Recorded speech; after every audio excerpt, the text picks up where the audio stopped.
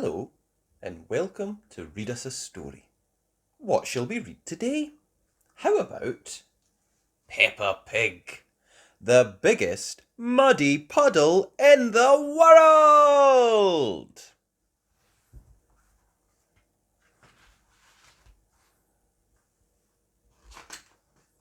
The biggest muddy puddle in the world. Once upon a time, Mummy Pig and Daddy Pig were tucking Peppa and George into bed. "There's so much rain," Peppa said. "That means there will be muddy puddles to jump in tomorrow," Mummy Pig smiled. The splish, splash, splosh of raindrops on the window sang Peppa and George to sleep, dreaming of muddy puddles.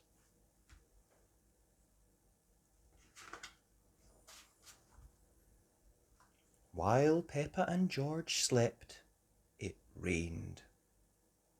And rained. And rained.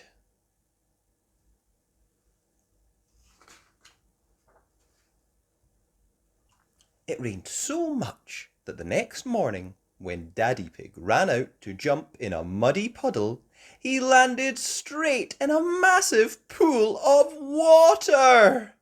"Oh, who put all this water here?" Daddy Pig said as he swam back to the house. "And where are all the muddy puddles?" asked Peppa. Oh, look, and there's Mrs. Duck. "Quack, quack, quack." "Our house looks like a desert island," Peppa laughed, looking at all the water. "Oh dear," said Mummy Pig. "How will we get our food?"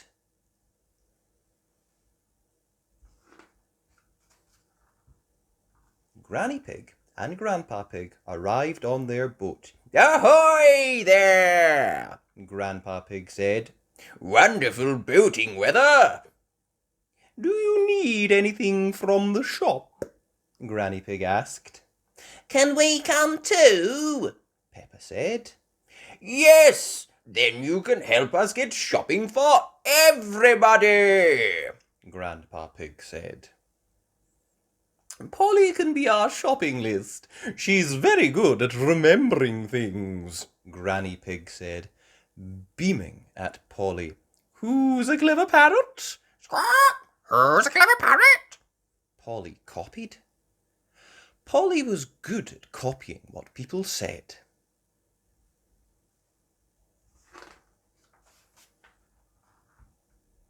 Peppa, George, Grandpa Pig, Granny Pig, and Polly Parrot sailed across the water.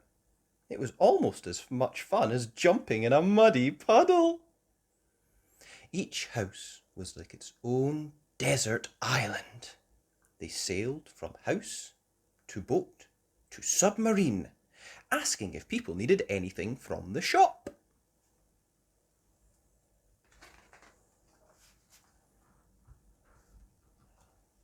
"Do you need anything from the shop?"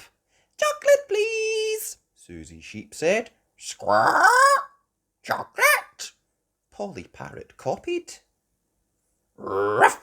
A newspaper and a comic, please," Grandad Dog and Danny Dog said. "Squawk! Newspaper, comic!"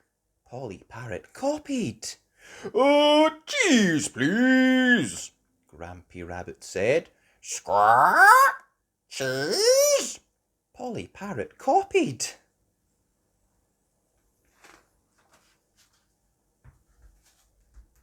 When Grandpa Pig's boat arrived at the supermarket, Miss Rabbit was all alone. "Silly, isn't it? A little bit of rain and everyone stays at home. What can I get you?" "Polly has a list," Peppa said proudly. "Squawk!" Polly Parrot opened her beak and said, "Who's a clever parrot? Who's a clever parrot?" Oh dear! Polly Parrot had forgotten the list.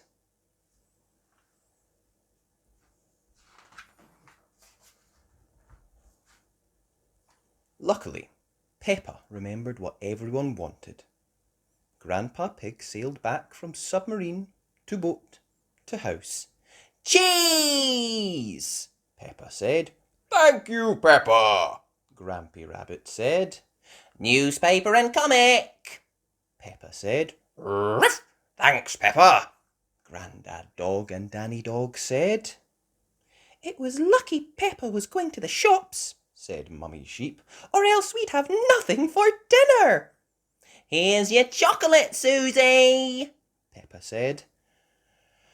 "Oh, said Mummy Sheep.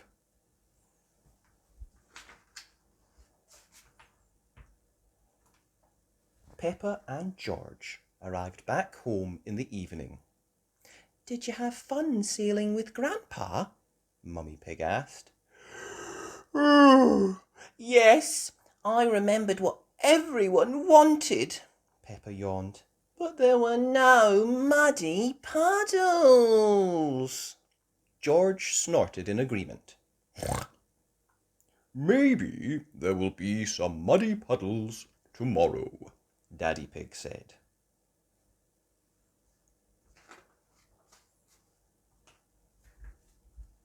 The next morning, the sun was shining brightly in the clear blue sky.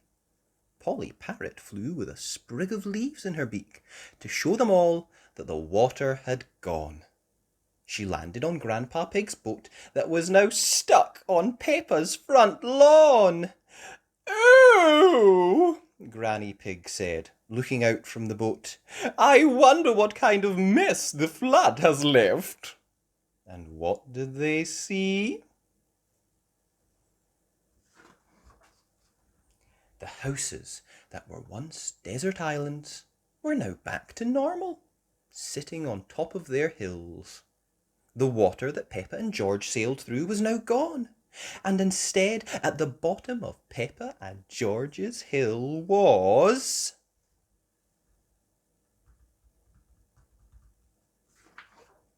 the biggest muddy puddle. Squelch, squelch, hee, hee, squelch, in the world.